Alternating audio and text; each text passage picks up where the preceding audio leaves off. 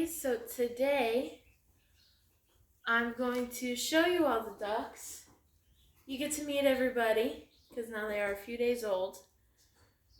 And I have a little spreadsheet here. Basically just keeping track of who everybody is. I'm going to mark them today. I'm going to weigh them today. I'm also going to share a little history about each breed that I got. So, first up, she is a Khaki Campbell. She's very tiny. She's eating and drinking fine. She's using the bathroom fine. She's just quite small compared to everybody else. I don't have a name for any of the ladies yet. I'm going for artist names because of the painted feather. So Khaki Campbells, they were found in 1887. Or not found, but they were bred in 1887. See, she's just so calm. She's such an amazing duck. Amazing. The rest of them are, running around in there. Amazing duck. They were bred in around 1887, somewhere in there. Baby, you're so tiny. Okay. Found in 1887. And a little fun fact about these guys, they were found in England. Or they were bred in England. Khakis are getting purple. Sharpies are fine to use because it's just a little dot. It's not anything, don't cover your duck in it. But just to mark them for a couple weeks until I can put the bands on them. Okay. Next up is basically the different colors just mean whether they're male or female. This breed, as you can see, she's very noisy. One of the easiest to catch, but she's also very noisy. She is a Welsh Harlequin. And kind of like the Khaki Campbells that we've seen earlier, this is a color variation of technically a Khaki Campbell. Just different genes, kind of. So, Welsh Harlequins actually have a little bit of a unique past. They were Welsh Harlequins. You can also see that they're found called silver Harlequins or golden Harlequins because of the different breeds that they can come in. Or not the different breeds, but the different color variations that they can come in. So Welsh Harlequins are made with two Khaki Campbells. So you have two Khaki Campbells. Now both of them, Welsh Harlequins coming from Khaki Campbells is quite rare now because it's been bred out. And, we have Welsh Harlequins being bred by Welsh Harlequins because they are technically what's called a true breed. You breed two Welsh Harlequins, you will only get Welsh Harlequins. So you have two Khaki Campbells, and they both have what's called a Harlequin phase gene. Both parents need to do this. It's recessive, so, again, both parents need it. And you will come out with a lighter shade. There's also a few other genes that go into it, but that's the main gene that gives you a Welsh Harlequin. And we will get more into the breed later. These marks will have to be put on every couple days, but especially as ducklings, you definitely don't want a little band around it. I mean, they do have bands, but you want to make sure that they're easy to remove because ducklings grow so fast. So you don't want to put a permanent band on right now because it'll act more like a tourniquet and they can lose their feet. So that's duckling number 2. I need to go a little faster. I got 12 of these guys. She's massive. Look at that. This is a lady. This is not a boy. Oh, you're orange. Which one do you want? I know, you want out. You're getting blue then. All right. Back to the little facts. Black Swedishes, we're going to get into kind of the breeding thing again. Black Swedish, you kind of have to look at the whole Swedish breed to learn about their past. Now, the Black Swedish, the breed has been found, because they were found, they were not bred. They were found and they date back to the 16th century. But they were brought to America in 1884. So, okay, I know. You are so energetic. You are such a big baby. Literally. Alright, now we're going to get into the actual fact of what a Black Swedish is. So, you have to kind of look at the whole Swedish breed, because there are 3 different kinds of Swedishes. You have your Blue Swedish, your Black Swedish, and your White Swedish. So, a Blue Swedish is not the original Swedish, but it's these little guys carry what's called the black gene from a Blue Swedish. So both parents have to have this gene. Again, it's a recessive gene. And this little guy, originally they were actually orange, which I find a little funny. But they kept taking darker and darker colors of this orange duck, and eventually we landed on a Black Swedish. And that's why it's called the black gene, because now, with the way that the Blue Swedishes are bred and stuff like that, you will only get a Black Swedish. The White Swedish are quite different because they have runner genes in them. So there is a duck called a runner, and this little thing up here, let's see it on camera. Let's see. Can I get it? There we go. This little white patch is called a bib. A Black Swedish comes from Blue Swedish. And that's about it about these guys. Ooh. Delivery people outside. Alrighty, we're back. Delivery drivers came. So now I have 3 ducks in here, so while I weigh them, I'll hold 2. And we're going to get into Old Swedish. I know I've said a lot about them, but we're going to finish off with the breed. Hello. So I'm going to take the male first, because I need to get this band off of him. Got it off. I'm going to go ahead and mark him. Might be able to see the orange. Now that we got that over with, this will be a little easier. So Welsh Harlequins, I think I've already said how they were found and what their genes are. So this species almost didn't exist. So the guy who originally found them, Leslie Bonnet, or bred them, when he took his 2 khaki Campbells, he got his Welsh Harlequin, and the breed was almost killed because of a fox. And a guy named Eddie Grayson preserved some of the original ducks, the original Welsh Harlequin ducks, and rebred them, so we have a breed today. Alright. It's not that far of a drop. I can feel the bottom, don't worry. Alright. Now it's your turn. Thing about Welsh Harlequins.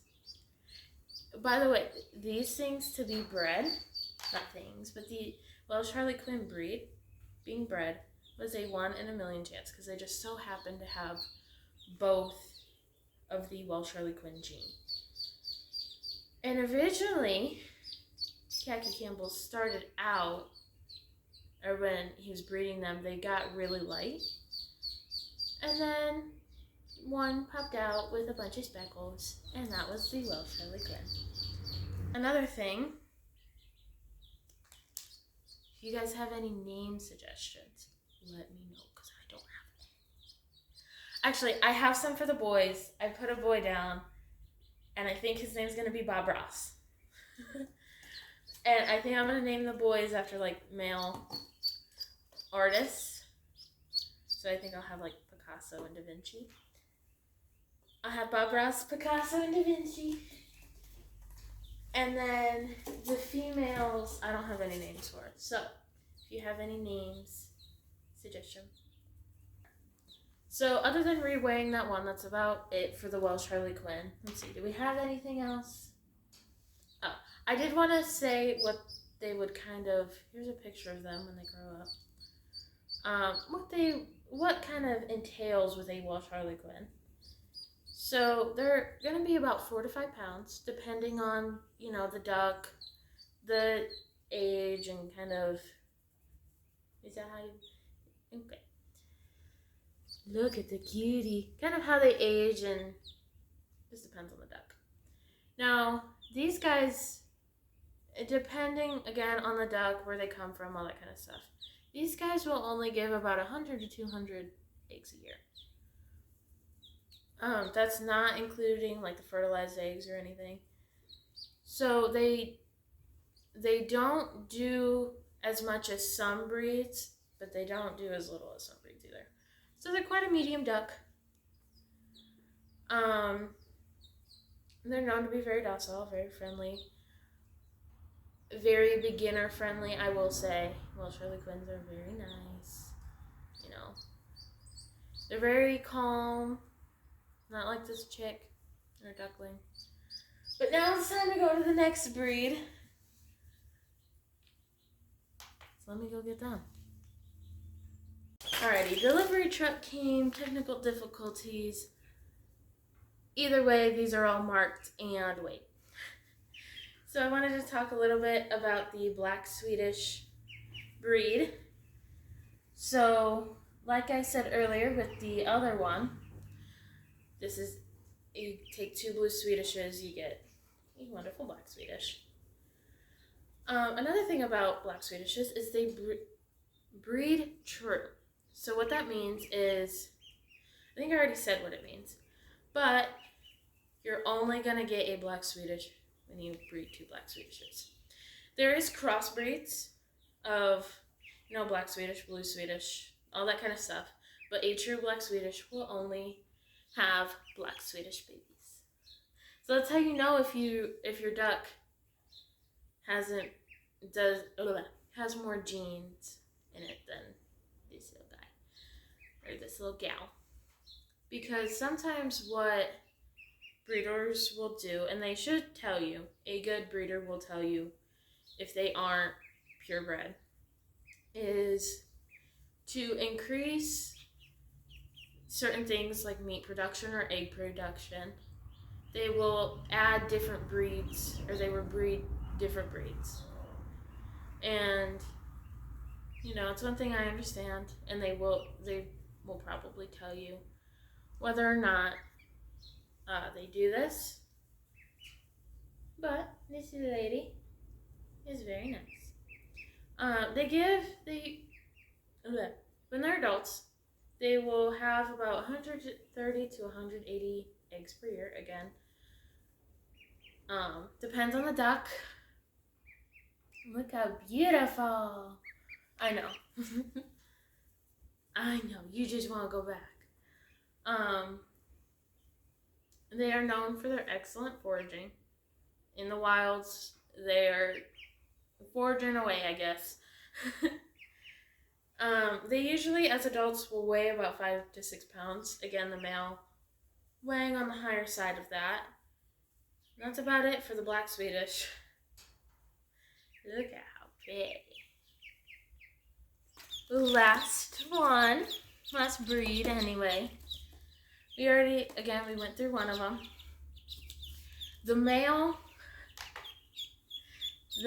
Black Swedish, I said this, I think, before I turned the camera on, is Picasso. And the male of this group, which one are ya? You is Da Vinci. This is Da Vinci. Again, I kind of want to go with artist names because this is the painted feather. These guys have a couple different colorants. They have the khaki, and then they have a dark version, and then a white version, I believe. But the main difference between these guys and a dark Campbell is simply the color. They just have different colored genes, but they are kind of similar. So as the dark version of these guys have a little bit more variety in the neck. So they have some white feathers, or not white, kind of khaki feathers, stuff like that. A little bit more about the khaki Campbell breed. If I could stay focused, that'd be great. So khakis, at least the females, are all khaki. They are I think, some of the most pretty ducks. These are also beginner ducks, and they're kind of a everything duck. They have a high production of eggs. So these guys are known to be very kind, right? They're known to be nice, kind of laid back ducks, small temperaments. They can adapt to almost anything. They can adapt to most backyards and things like that. Ooh, you look angry. You so angry.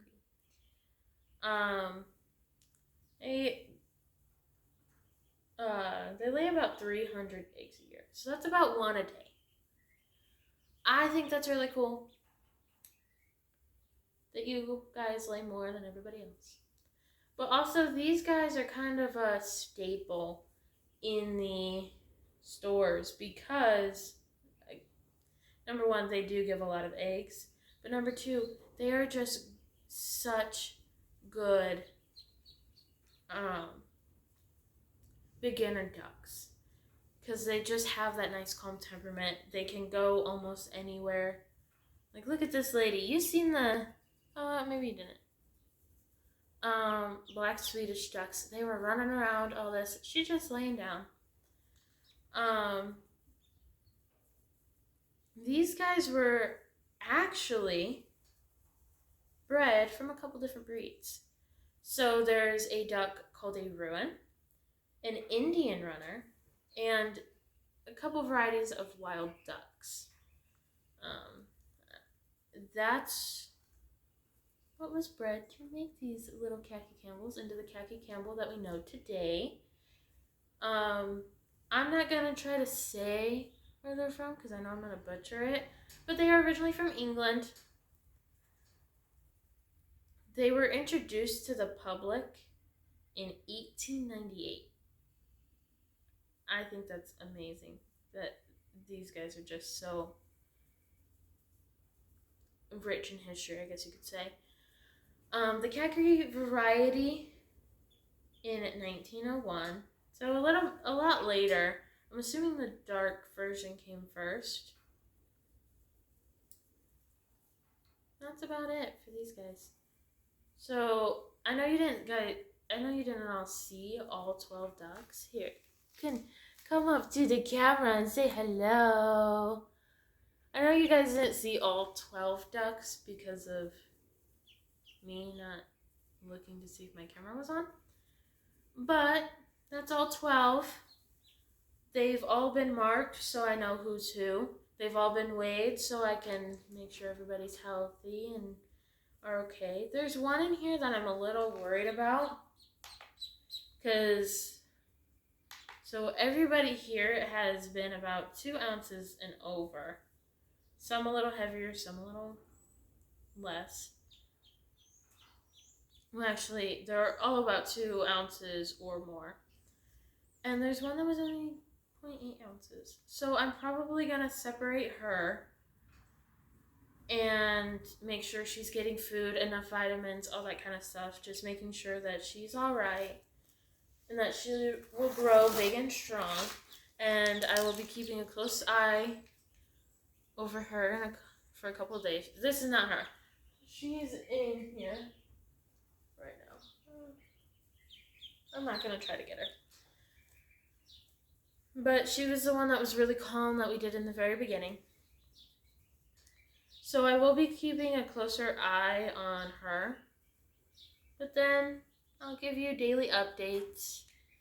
And we will see you next time, huh? Yeah.